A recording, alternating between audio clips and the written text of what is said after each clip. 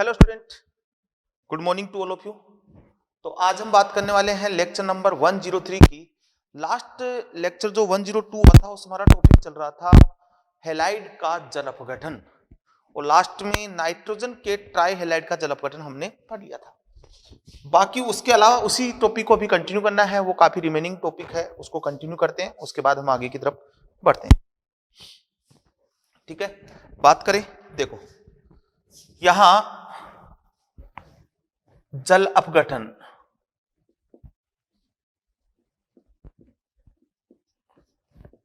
Fifteen समूह के halide का जल अपघटन, जिसमें नाइट्रोजन के ट्राई हैलाइड का जल अपघटन हमने लास्ट लेक्चर में देख लिया था। इसके अलावा देखो इधर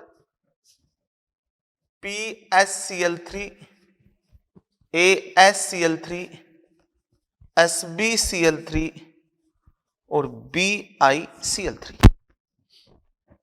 ठीक है, ऊपर से नीचे जाता हूं, टॉप टू बॉटम जाते हैं, तो धनायन का साइज बढ़ रहा है, मतलब कोवेलेंट कैरेक्टर कम हो रहे हैं, तो कोवेलेंट कैरेक्टर डिक्रीज हो रहे हैं।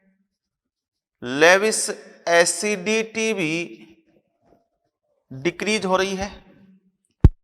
जल अपघटन की जो दर है वो भी क्या हो जाएगी, डिक्रीज हो जाएगी। SbCl3, BiCl3 और एक डी ब्लॉक का होता है VCl3, इनका हमेशा आंशिक जल अपघटन होता है, हमेशा आंशिक जल अपघटन, हमेशा क्या होता है, आंशिक जल अपघटन होता है, हमेशा ही आंशिक जल अपघटन होता है। और इन दोनों का पूर्ण जल अपघटन, इनका पूर्ण जल अपघटन होता है। लगाएं एग्जांपल, PCl3 और ये 3H2O POH का होल थ्राइज या फिर H3PO3, बेसिसिटी इस कंपाउंड की जो है वो 2 है, और साइड में बना 3HCl।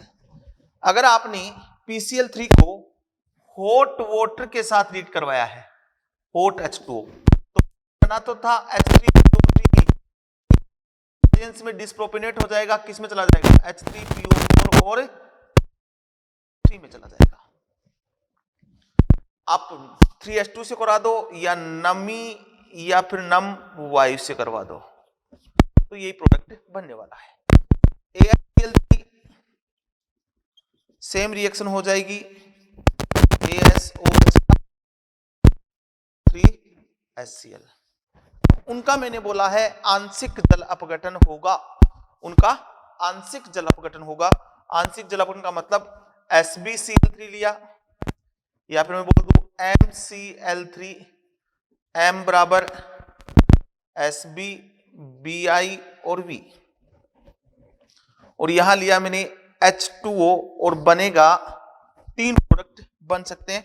Sb के साथ बन जाएगा OCl, इसके साथ बन जाएगा BiOCl, इसके साथ बन जाएगा VOCl। SbOCl का मतलब है SbO ये पॉजिटिव और ये Cl माइनस, यहां मतलब है BiO ये पॉजिटिव ये Cl माइनस, यहां VO पॉजिटिव और ये Cl माइनस, और ये श्वेत धुंधलापन साइड में सब में HCl नहीं है, और यहां आ जाता है श्वेत धुंधलापन।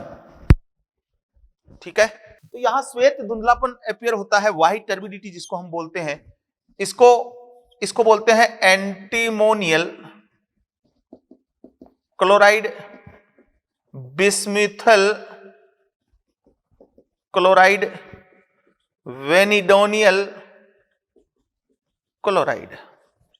ठीक है, ये बात हुई इनकी फॉस्फोरस के ट्राई हैलाइड, और बाकी इनका ध्यान रखेंगे। ये एनसीईआरटी में लाइन दी हुई है कि इनका आंशिक जल अपघटन होता है, चाहे कितना ही वाटर डाल दो हमेशा आंशिक जल अपघटन ही होगा। जिनका आंशिक जल अपघटन है उनका हमेशा आंशिक जल अपघटन होगा। फिर उसके बाद PCl3 का जल अपघटन, PCl5 की बात करते हैं।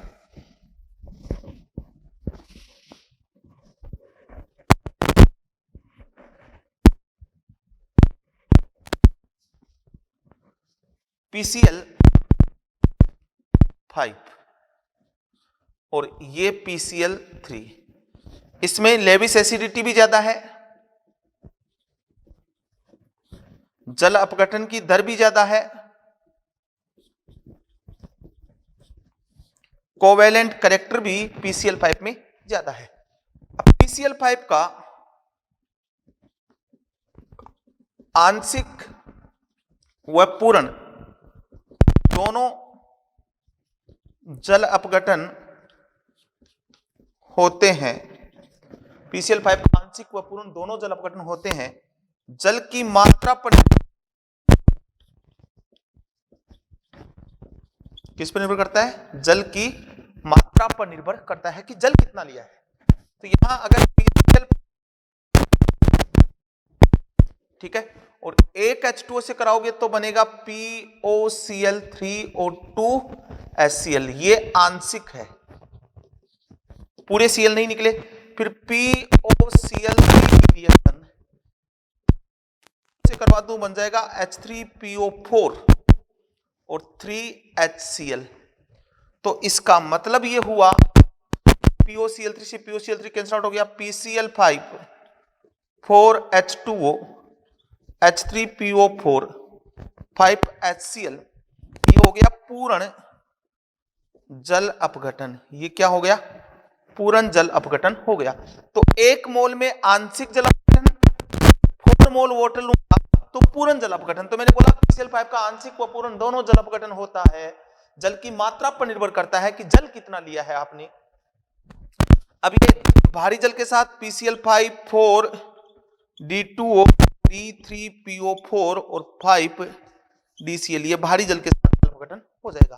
तो ये फास्फोरस नाइट्रोजन ग्रुप के हैलाइड है, उनके जल अपघटन की बात की। पेंटा हैलाइड की बात की, पेंटा हैलाइड का जल अपघटन इजी वे में होगा। अब मैं बात करता हूं 16 group halide. 16 group halide, 16 group halide की बात करें तो S अक्स 4 अक्स बराबर फ्लोरीन और Cl, ठीक है। इसका भी अगर एक H2O से होगे, एक H2O से इसका आंशिक होगा और 3H2 से इसका जल अपघटन हो जाएगा। तो जल की मात्रा पर निर्भर कर रहा है। S अक्स 4 और ये H2O SO अक्स 2 और 2H अक्स आंशिक, S अक्स 4 और 3H2O, ठीक है।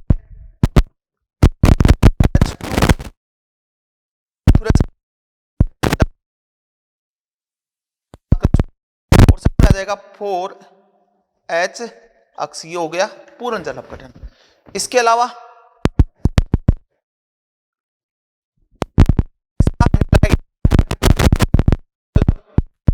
ऐप के साथ बनते हैं, हेक्सा हैलाइड केवल ऐप के साथ बनते हैं, SN।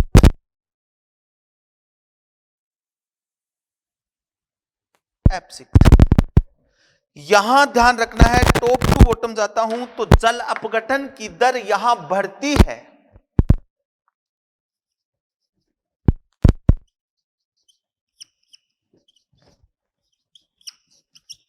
ये SF6 का जल अपघटन नहीं होता।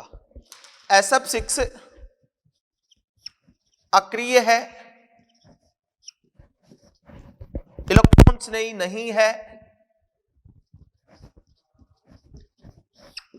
जल का अणु पर आक्रमण नहीं कर सकता है, क्योंकि SF6 त्रिविम बाधित रूप त्रिविम बाधित से स्थायी है। क्यों?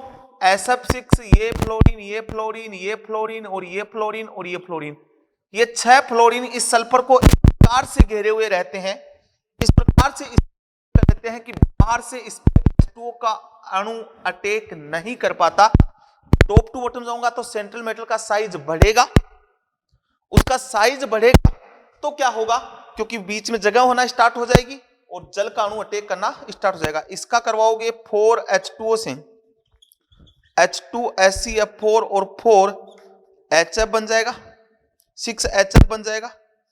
इसका करवाओगे तो 6H2O से TeOH का होल 6 और ये 6HF बन जाएगा। तो ये इंपॉर्टेंट है कि इस केस में जल अपघटन की दर बढ़ती है। SF6 का जल अपघटन नहीं होता, SF4 का होता है। इनका होता है क्योंकि इनके पास क्या है, रिक्त डी कक्षक। रिक्त डी कक्षक तो SF6 के पास भी है, बट वो त्रिविम बाधित रूप से क्या हो गया, स्थायी हो गया, इसलिए SF6 का जल अपघटन नहीं होता है। इसके बाद दो और देखते हैं, SOCl2 2H2O H2SO3 2HCl SO2Cl2 2H2O H2SO4 और यहां पे आ गया 2HCl, ये इनका हाइड्रोलाइसिस।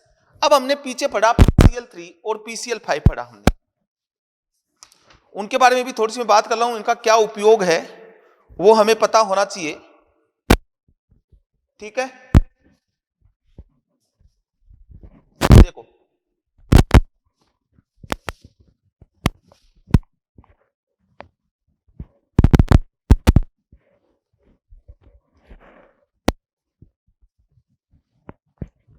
SOCl2 और SO2Cl3 से मुझे एक चीज याद आई, मैं बता देता हूं आपको, अच्छी बात है वो क्या चीज है। देखें, हमने लिया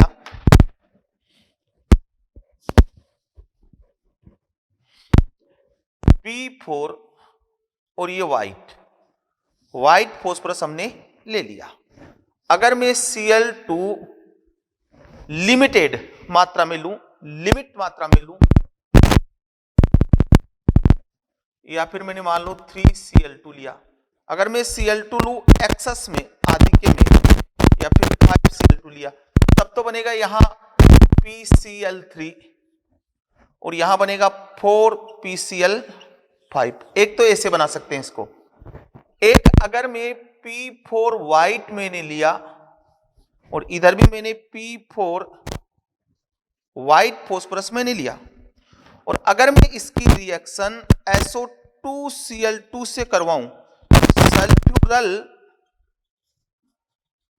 क्लोराइड नाम है, इसका नाम है SOCl2 से करवाऊं थायोनिल क्लोराइड। तो देखो +4 से करवाया तो लोअर वाला बना, +3 वाला बना। जब लोअर वाले से करवा रहे हैं तो लोअर वाला बन रहा है, जब +6 वाले से करवा रहे हैं तो हायर वाला बन रहा है, +5 वाला बन रहा है। ऐसे इसको याद रख सकते हो। तो सल्फ्यूरल क्लोराइड के साथ तो बनता है कौन, PCl5। थायोनिल क्लोराइड के साथ बनता है कौन, थायोनिल क्लोराइड के साथ बनता है, वो बनता है PCl3। इसमें साइड प्रोडक्ट होते हैं SO2 और H2Cl2, इसमें साइड प्रोडक्ट होता है केवल SO2। तो ये अब देखो PCl3 और PCl5, तो ये तो है पित्त चूर्ण या फिर येलोविश वाइट पाउडर, ध्यान रखना। और ये है कलरलेस ऑयली लिक्विड, रंगहीन तेलीय द्रव्य, या फिर बोलूं कलरलेस ऑयली लिक्विड, ठीक है। अब देखो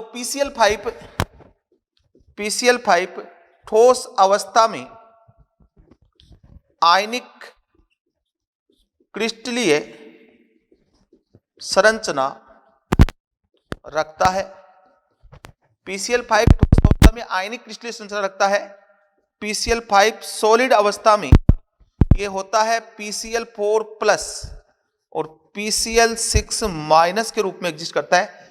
ऐसे PbR5 सॉलिड ये एग्जिस्ट करता है PbR4 प्लस माइनस के रूप में एग्जिस्ट करता है। तो क्रिस्टलाइन स्ट्रक्चर रखता है ठोस अवस्था में आयनिक क्रिस्टलीय संरचना जिसमें केटाइन और एनाइन दोनों होते हैं। PCl3 की ये प्रॉपर्टी नहीं है। और देखो PCl5 पर ऊर्ध्व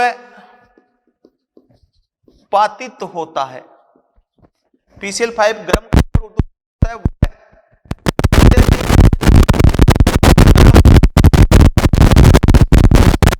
करने पर PCl3 व Cl2 में विघटित हो जाता है, विघटित हो जाता है। एक चीज और, AlCl3 गर्म करने पर ऊर्ध्वपातित होता है। AlCl3 भी गर्म करने पर क्या होता है? ऊर्ध्वपातित होता है। तो ये P4 मतलब PCl3 और PCl5 मैं बता चुका हूं, ये दोनों क्या करते हैं? OH ग्रुप की जगह Cl को सप्लाई करते हैं। दोनों ये भी करते हैं। आपने ये रिएक्शन भी पढ़ी होगी, CH3COH और PCl3, तो CH3COCl बना होगा। ROH PCl3 या PCl5 तो RCl बना होगा। ठीक है, ये ऑर्गेनिक की रिएक्शन है, तो ऑर्गेनिक में आपने इसको वेल तरीके से पढ़ लिया होगा। तो सल्फर के हैलाइड के बाद हम आते हैं, हम बात करते हैं 17 ग्रुप हैलाइड इंटरहैलोजन कंपाउंड के बारे में।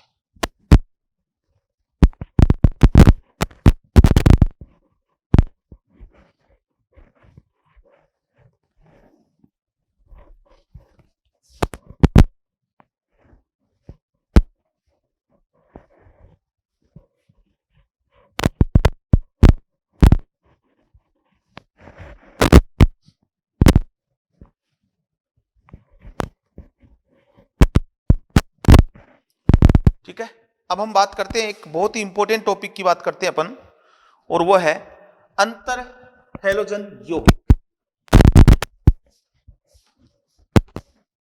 इंटर हैलोजन कंपाउंड बोला मैंने IHC, इंटर हैलोजन कंपाउंड, या फिर बोलूं अंतराहैलोजन यौगिकों का जल अपघटन। अंतराहैलोजन यौगिकों का हम क्या पढ़ेंगे? जल अपघटन पढ़ेंगे। इंटरहैलोजन कंपाउंड, अंतराहैलोजन यौगिकों का जल अपघटन। इनका जल अपघटन कैसे होता है? पहले अंतराहैलोजन होता, दो विभिन्न हैलोजन बंध से बंधित होते हैं। दो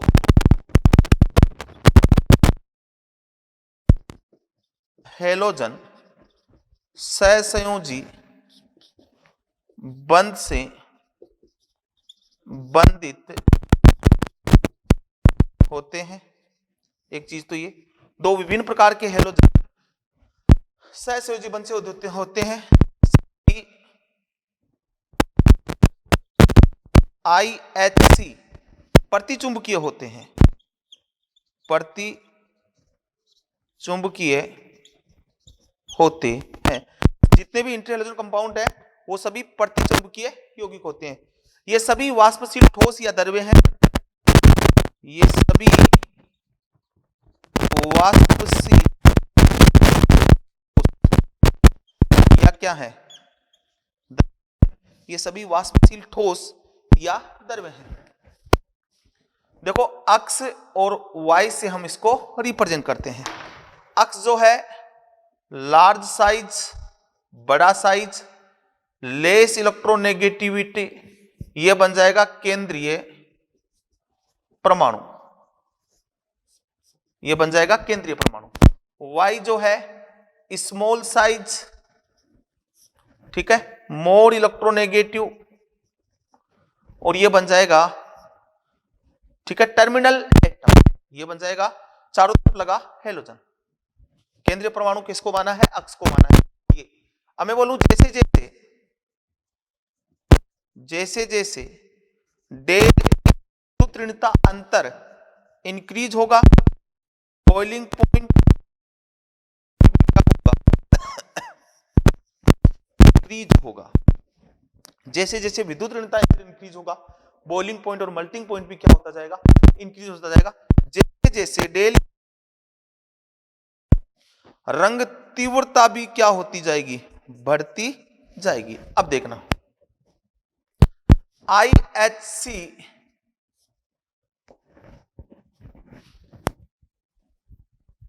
हेलोजन की तुलना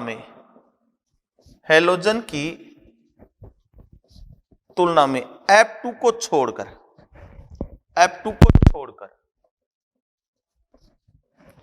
ज्यादा क्रियाशील होते हैं, क्योंकि डेल EN विद्युत ऋणता अंतर के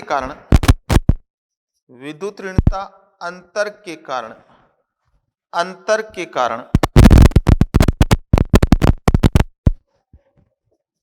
पोलर प्रवृत्ति के होते हैं।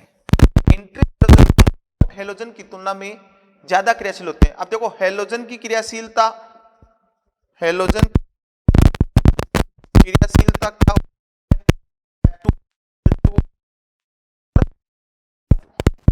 मैं बोलूं कि सबसे ज्यादा तो F2 होगा, क्योंकि निम्न बंद वियोजन ऊर्जा, इसकी निम्न बंद वियोजन ऊर्जा होती है।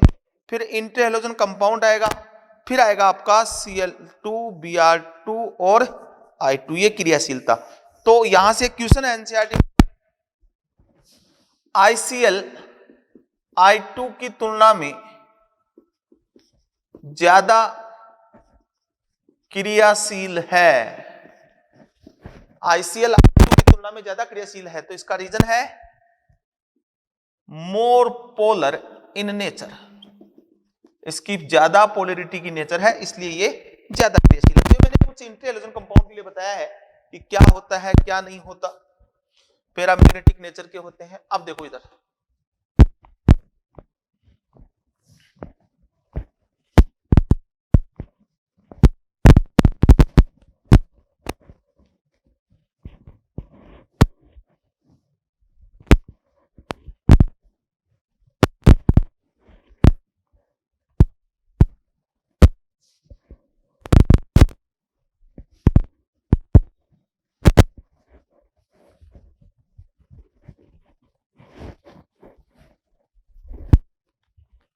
हम बात करते हैं इंटर हेलोजन कंपाउंड के प्रकार की।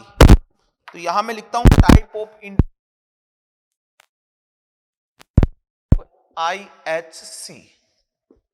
तो बेटा +3 में बनाते हैं, +5 बनाते हैं और +7 में बनाते हैं। +1 के एग्जांपल लूं तो ये अक्स वाई टाइप का हो जाएगा, जहां अक्स केंद्रीय परमाणु है। यहां अक्स वाई 3 टाइप का हो जाएगा, अक्स केंद्रीय परमाणु है। अक्स वाई 5 टाइप का हो जाएगा, अक्स वाई 7 टाइप का हो जाएगा।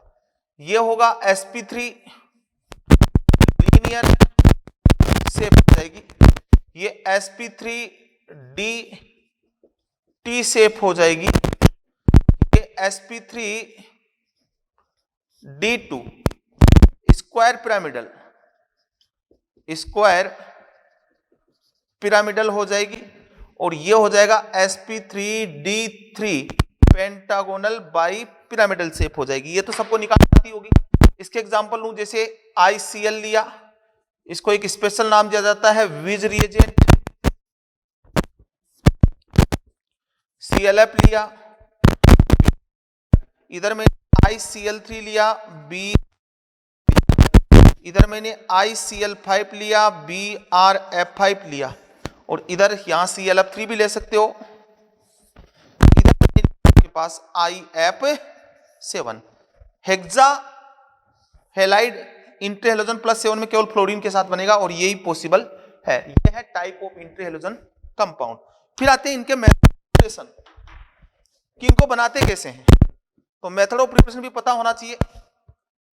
Method of preparation of inter halogen compound, इनको बनाते कैसे हैं। तो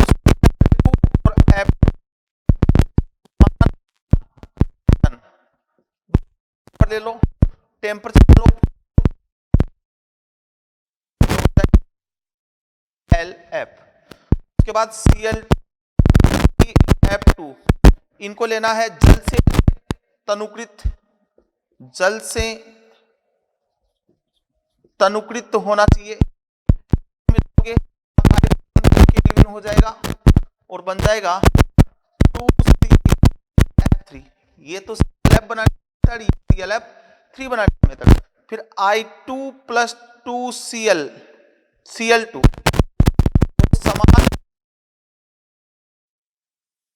समान आयतन लिया तो क्या हो जाएगा ICl।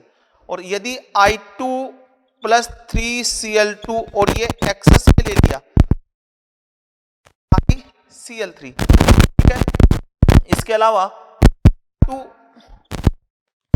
और आपने लिया Br2 3F2, ठीक है, तो आपके पास बन जाएगा और Br2 5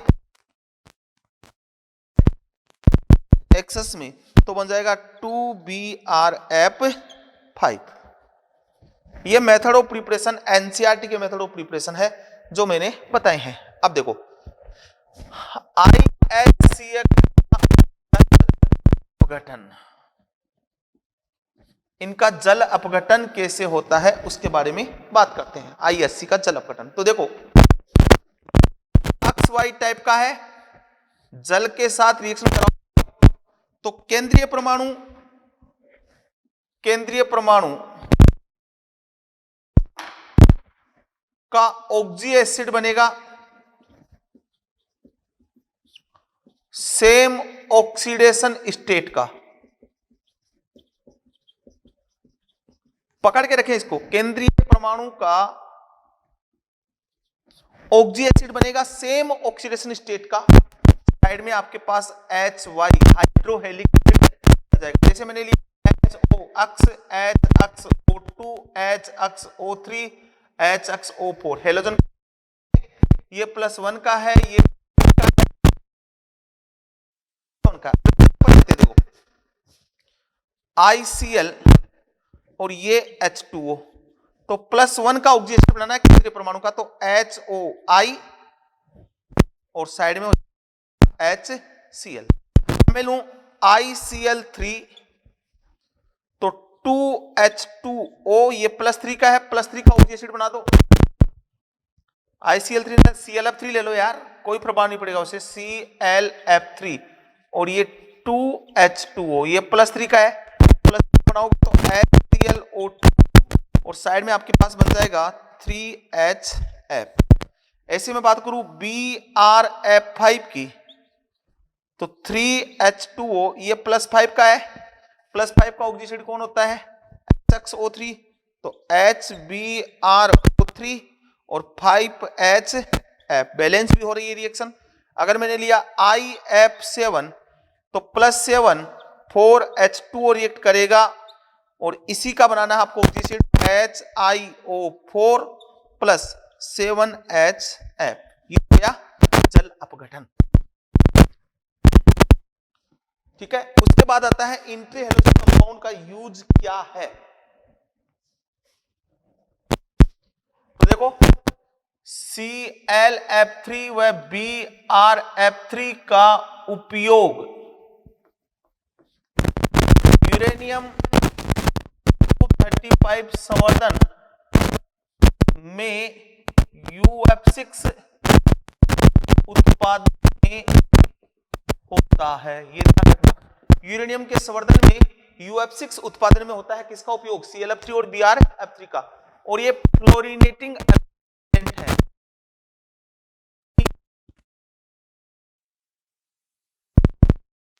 फ्लोरीनिक है दोनों। क्या होगा, यूरेनियम सॉलिड, इसकी रिएक्शन आप मानो 2Cl3 से करवा दो, जाएगा UF6 और Cl2। या फिर यूरेनियम सॉलिड की रिएक्शन, तो इसको फ्लोरीन सप्लाई कर रहे हैं, इसलिए फ्लोरीन कारक अभिकर्मक 2Br(F3) से करवा दो तो UF(R2)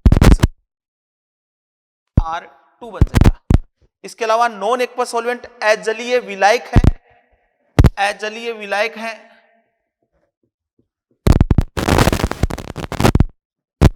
क्या इंटर हैलोजन कंपाउंड अजलीय क्या है, विलायक है, फ्लोरीन कारक अभिकर्मक है।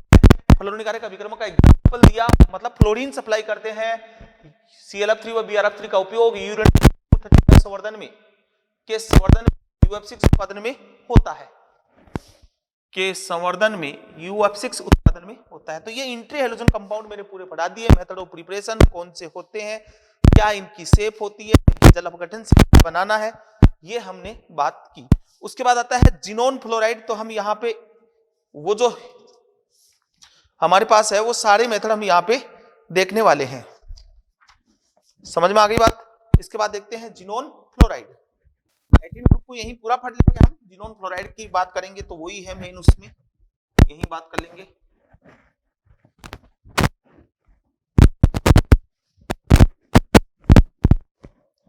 एक बार में समझ में नहीं आता तो आप सुने उसको, वीडियो को पॉज करके देखें, नोट्स को पढ़ें, एक बार नहीं 2 बार रिवाइंड कर करके देखें, क्योंकि थोड़ी सी स्पीड तो मुझे रखनी पड़ेगी।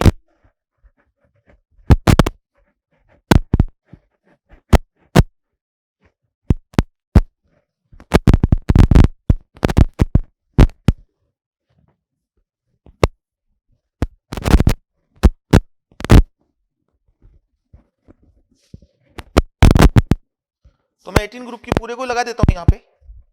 18 ग्रुप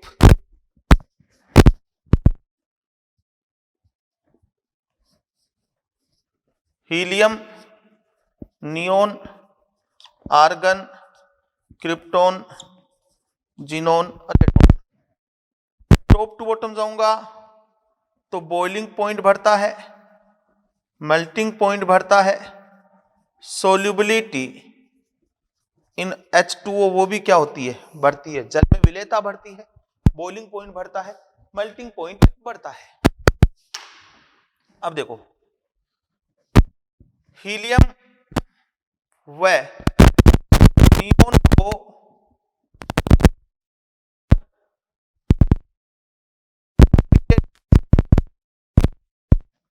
पिंजर यौगिक का निर्माण करती है। हीलियम व नियोन को छोड़ सभी अक्रिय गैसें पिंजर यौगिक का निर्माण करती है। हीलियम और नियोन क्यों नहीं करते, क्यों नहीं करते, ड्यू टू स्मॉल। अब देखो जल या कार्बनिक यौगिक के क्रिस्टलीय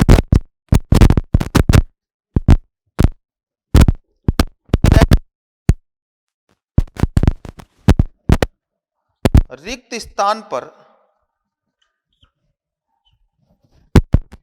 होती है वह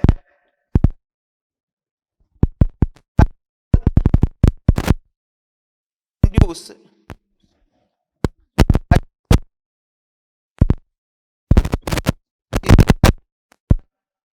होती है। इनको बोलते हैं पिंजर यौगिक। क्लेथेट्स कंपाउंड क्या होते हैं, जैसे H2O लिया आपने,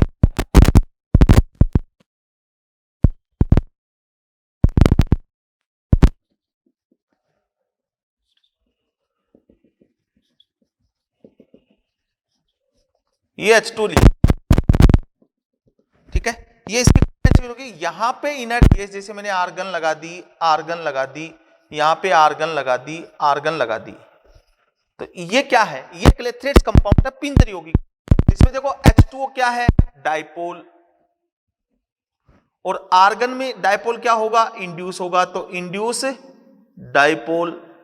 तो यहां जो फोर्स लगा डाइपोल, इंड्यूस डाइपोल से क्या होता है, स्टेबल होता है। अब ये ऑर्गेनिक कंपाउंड का भी हो सकता है, जैसे ये लूं OH OH और यहां लिया और ये इसकी क्रिस्टलाइन स्ट्रक्चर और यहां पे कोई भी इनर्ट गैस हो सकती है। जैसे तो ये कैथेट्स कंपाउंड इनको बोलते हैं। किस फोर्स के द्वारा स्टेबल होते हैं ये क्वेश्चन पूछा जाता है। कौन नहीं बनाता है ये पूछा जाता है। हीलियम और नियोन नहीं बनाएंगे क्योंकि इनका साइज छोटा हो गया तो यहां अट्रैक्शन पॉसिबल नहीं होगा। ठीक है, हीलियम नियोन एंड आर्गन के कोई वास्तविक कंपाउंड नहीं है। हीलियम नियोन एंड आर्गन के कोई वास्तविक यौगिक नहीं है। इनके कोई वास्तविक यौगिक नहीं है। क्रिप्टोन का KrF2 और KrF4 नोन है, ये जाने जाते हैं। जिनोन मेनी बहुत सारे compound with fluorine and oxygen, fluorine और ऑक्सीजन के साथ बहुत सारे कंपाउंड है। रेडोन का एक ट्रेस हुआ है वो है RnF2। तो हीलियम नियोन और आर्गन का कोई वास्तविक कंपाउंड नहीं है, ये कोई कंपाउंड नहीं बनाता। क्रिप्टोन दो कंपाउंड बनाता है KrF2 और KrF4। जिनोन बहुत सारे कंपाउंड बनाती है फ्लोरीन और ऑक्सीजन के साथ। RnF2 एक कंपाउंड पहचाना गया है। अब जिनोन फ्लोराइड की हम बात करेंगे, जिनोन कंपाउंड की बात करेंगे।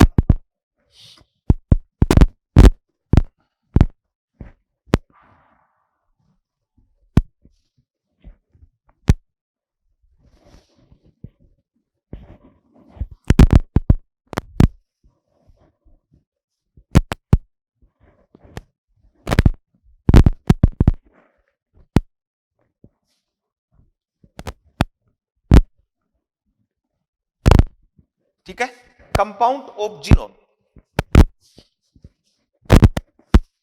कंपाउंड ऑफ जिनोन देखो +2 में अक्स EF2 एग्जिस्ट करता है। अक्स E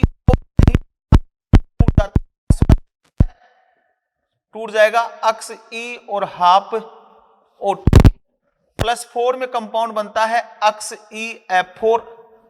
+6 में कंपाउंड बनता है अक्स EF4 और अक्स EO2F2। अक्स EO4 का आपको ध्यान रखना है थोड़ा सा। अक्स EO4 जो है ना वो कलरलेस वोलेटाइल लिक्विड है, रंगहीन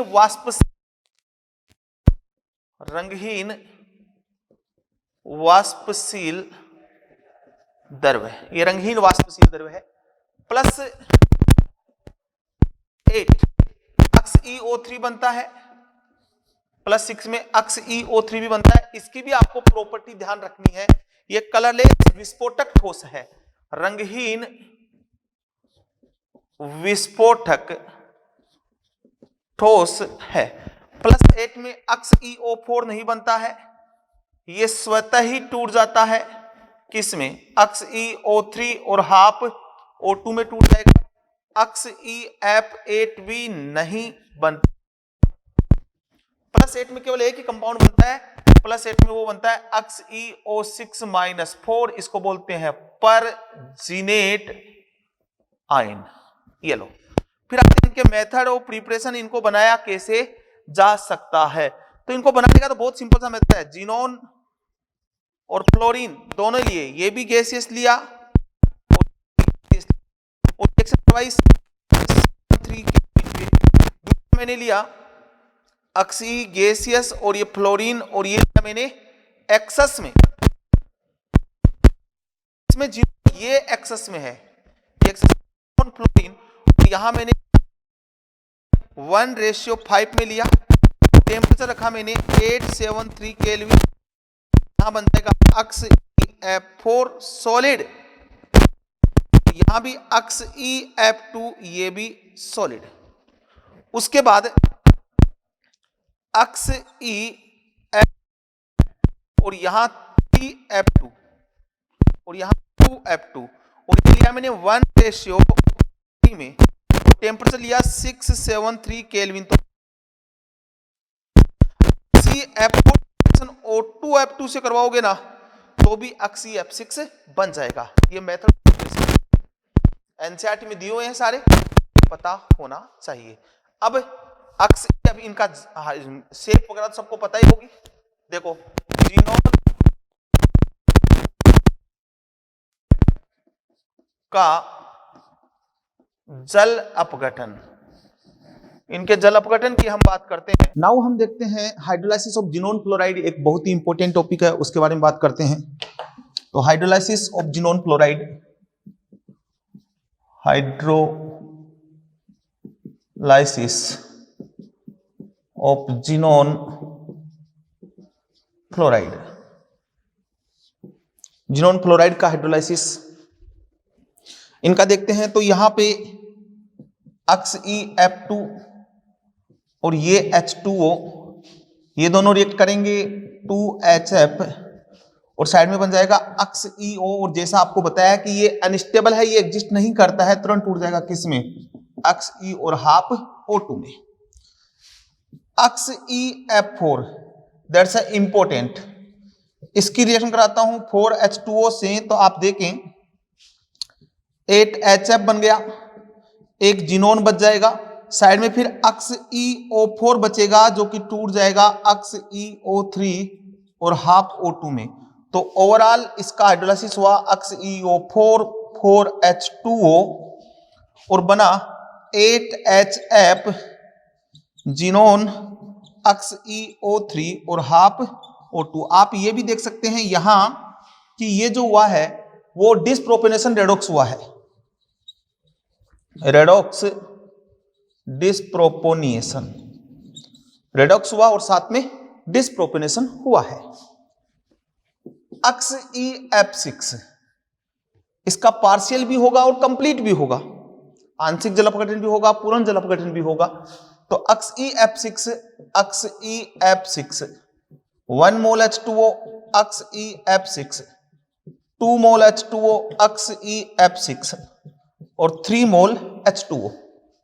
1 मोल लोगे तो देखो रिएक्शन कैसे होगी, 2HF बन गया, जो रिमेनिंग है उसको लिख दो XeOF4। यहां लोगे तो कैसी रिएक्शन होगी, 4HF बच गया क्या, XeO2F2। यहां रिएक्शन लोगे तो कैसे हो जाएगा 6HF और ये XeO3, ये कंप्लीट है और ये वाला पार्शियल है। तो ये यहां पे इंपॉर्टेंट हाइड्रोलाइसिस है जिनोन फ्लोराइड का, ये पूछा जा सकता है। ठीक है, ओके, थैंक यू।